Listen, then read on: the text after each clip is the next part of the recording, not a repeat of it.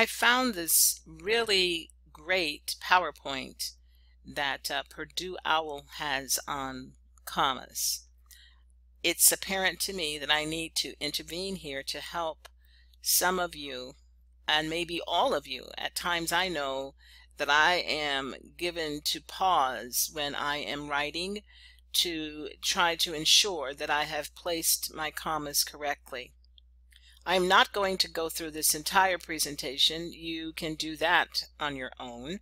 However, I do want to focus on several of the slides here, and I'd like to begin with dependent clauses, and I'm just going to read this word for word, and we'll just go through about 4 or 5 of these together. In terms of commas, when a dependent clause is located after an independent clause, the tendency can be to place a comma between the two. However, the correct process is that we not place a comma between the two. So here we have this sentence that says, we decided to go to the movies because we were bored. Typically, one might say, or one insert a comma after movies.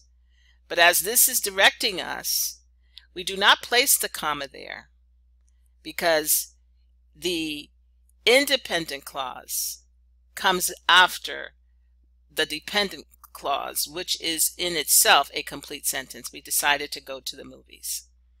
I hope that helps. Of course, this is S is the subject and V is the verb. I'm not trying to condescend. I'm just trying to help you do the best possible work that you can perform on your remaining assignments and, of course, ultimately your final paper, your final project. An essential clause or phrase is used to modify a noun. It adds information that is critical to the meaning of the sentence. So when we have essential clauses, based on this definition, you can always refer back to this. They are also not set off by commas.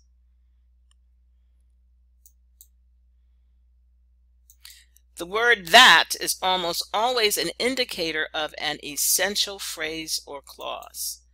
The tiramisu that I had at Joe's was great. Is a comma necessary there? I'm going to leave that with you, that answer with you. A non-essential clause or phrase adds extra information to a sentence. This information can be eliminated from the sentence without influencing the meaning of the sentence. When we have non-essential clauses, we are to place commas around them. So the sentence reads, my brother, who lives across town, plans to throw a party. It is who lives across town is good information, but it's not essential information. The sentence could simply stand with, my brother plans to throw a party, which is very essential, correct? Again, commas are needed around non-essential phrases and clauses. And then we are going to end with this slide,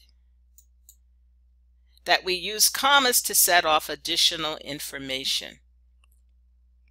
Steve said that he would propose to me on Valentine's Day, which is my favorite holiday. Again, we have the comma after Valentine's Day separating the fact that this is the proposee's favorite holiday.